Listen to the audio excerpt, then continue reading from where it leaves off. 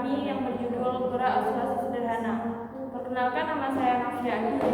Saya Siti Mulia. Saya Ina Jasmana. Baiklah, apa itu oscilasi harmonik sederhana? Oscilasi harmonik sederhana merupakan suatu gerak oscilasi benda yang dipengaruhi oleh gaya kemuli yang linear dan tidak mengalami gesekan sehingga tidak mengalami pengurangan atau disipasi tenaga. Gaya kemuli sendiri berarti sebuah gaya yang bekerja pada arah mengembalikan massa benda ke posisi samanya. Hukum Hooke adalah hukum tentang gaya ilmu fisika yang diakibatkan oleh sifat elastisitas dari sebuah pil atau pegas. Besarnya gaya Hooke ini secara proporsional akan berbanding lurus dengan jarak pergerakan pegas dari posisi normalnya. Bunyi dari hukum Hooke adalah jika gaya tarik yang diberikan pada sebuah pegas tidak melampaui batas elastis bahan, maka pertambahan panjang pegas berbanding lurus atau sebanding dengan gaya tariknya. Rumus gaya pegas yaitu F sama dengan min K delta X, di mana F adalah gaya pegas, K adalah konstanta pegas, delta X adalah keregangan atau kompresi pegas. Bila beban gantung diberi simpangan dengan amplitude A yang tidak terlalu besar dan dilepaskan, maka pegas dan beban gantung itu akan bergetar bersama-sama dengan amplitude dan frekuensi yang sama, sehingga pengamatan terhadap getaran pegas itu dapat diganti dengan pengamatan terhadap getaran beban gantung, di mana rumus periode yaitu T sama dengan 2pi akar M per K, di mana T sama dengan periode, M adalah massa benda, dan K adalah konstanta pegas. Berikut adalah alat tambahan yang digunakan selama praktikum. Yang pertama adalah pegas, digunakan sebanyak 3 buah. Yang kedua set statif, digunakan sebanyak 1 set. Yang ketiga stopwatch, digunakan sebanyak 1 buah. Penggaris sebanyak 1 buah. Yang kelima neraca digital sebanyak 1 buah, dan beban gantung sebanyak 1 set.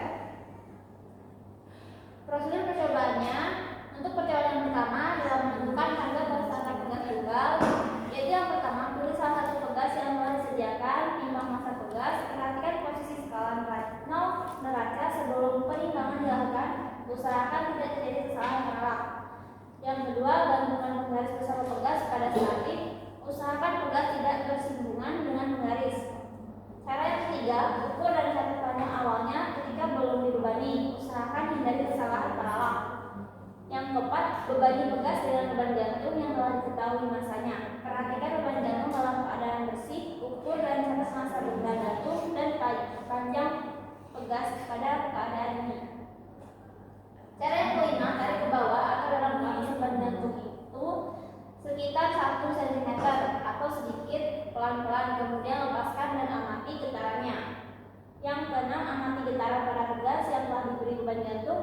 Bila getarannya telah harmonik, ukur dan catat waktu yang dibutuhkan untuk 10 kali getaran. Selanjutnya yang terakhir, lakukan langkah 4 hingga 6 sebanyak 5 kali dengan massa beban gantung yang berbeda-beda. Usahakan massa beban gantung awal 150 gram dan penambahan massa dengan massa beban gantung yang terkecil 20 gram. Untuk percobaan kedua adalah menentukan konstanta pegas gandeng. Yang pertama, pilih 3 pegas yang telah disediakan. Usahakan ketiga pegas tersebut isotropik. Timbang masing-masing massa pegas. Perhatikan posisi skala neraca sebelum penimbangan dilakukan. Usahakan tidak terjadi kesalahan penolak. Cara yang kedua yaitu gantungkan pegas 1. Letakkan beban pegas di bawah dan ukur perubahan panjang massa yang berbeda-beda dalam 5 data. Yang ketiga, catat dalam tabel atau massa dan panjang pegas. Berdasarkan tabel, buatlah grafik hubungan M sama dengan Fx untuk menentukan harga konstanta pegas dengan menggunakan nilai G dari hasil percobaan pertama. Yang keempat adalah langkah kedua dan ketiga untuk menentukan besar konstanta pegas kedua dan ketiga. Yang kelima, gantungan ketiga pegas tersebut. Terakhir, ulangi langkah 2 dan 3, usahakan massa beban gantung awal 150 gram dan penambahan beban gantung dengan massa beban gantung yang terkecil adalah 20 gram.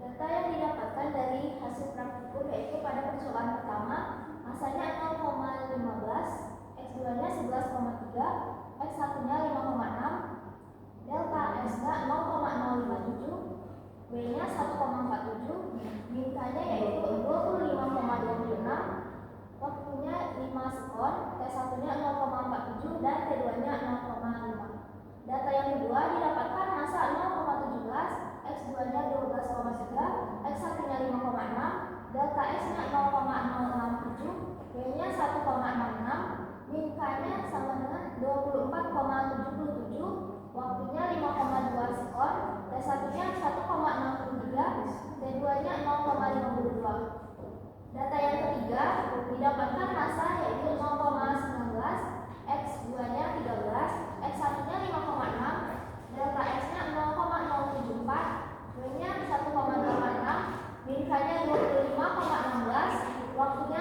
5 sekon, T1-nya 0,54, T2-nya 0,5. Data yang keempat didapatkan masa yaitu 0,21, X2-nya 13,9, X1-nya 5,6, delta S-nya 0,083, W-nya 2,05, min K-nya yaitu 24,79, waktu yang didapatkan 5,2 sekon, T1-nya 0,57, T2-nya 0,52. Dan data kelima didapatkan masa 0,23, X2-nya 14,8, X1-nya 5,6, delta S-nya 0,092, W-nya 2,25, min K-nya yaitu 24,5, waktu yang didapatkan 5,3 sekon, T1-nya 0,60 dan T2-nya 0,53. Pada percobaan kedua didapatkan data yang pertama masanya 0,15, X2-nya 11,6, X1-nya 5,6, delta S-nya 0,06, W-nya 1,47, minus K-nya 24,5 dan T-nya 1,50. Data yang kedua didapatkan masa 0,17, X2-nya 12,4, X1-nya 5,6, delta S-nya 0,068, W-nya 1,66, minus K-nya 24,41, T-nya 0,50. Data yang ketiga didapatkan masa 0,19, X2-nya 13,3, X1-nya 5,6, delta S-nya 0,077, W-nya 1,86, minus K-nya 24,18 dan T-nya 0,50. Data yang keempat didapatkan masa 0,21, X2-nya 13,9, X1-nya 5,6, delta S-nya 0,083, W-nya 2,05, minus K-nya 24,79, T-nya 0,55. Data yang kelima didapatkan masa 0,23, X2-nya 14,8, X1-nya 5,6, delta S-nya 0,092, W-nya 2,25, minus K-nya yaitu 24,5 dan T-nya 0,59. Presentasi kesalahan praktikum S sama dengan M kurang T per T kali 100%. Maka kesalahan relatif untuk perhitungan periode pada percobaan yang telah kami lakukan adalah S sama dengan 0,514 dikurang 0,762 dibagi dengan 0,762 dikali 100% dan didapatkan 32,54% presentasi kesalahan praktikum. Ini grafik percobaan 1 dan 2. Adapun kesimpulan yang kami dapatkan dari hasil praktikum kami yaitu yang pertama, semakin berat massa beban yang digantung pada pegas, maka semakin besar daya yang diperlukan untuk menarik beban ke bawah. Yang kedua, besarnya konstanta yang dipengaruhi oleh massa, daya, dan gravitasi. Dan dapat terjadi kesalahan atau ketidakakuratan data karena pengaruh keseimbangan pegas, kesalahan dalam perhitungan massa maupun daya. Kesimpulan yang ketiga yaitu renggang tidaknya suatu pegas dipengaruhi oleh massa beban yang digantungkan. Yang keempat, besarnya daya yang diberikan berbanding lurus dengan pertambahan panjang pegas delta X, yaitu panjang akhir dikurang panjang awal.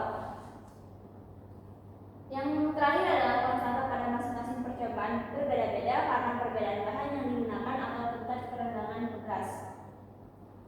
Sekian presentasi dari kelompok kami akhiri. Wassalamualaikum warahmatullahi wabarakatuh.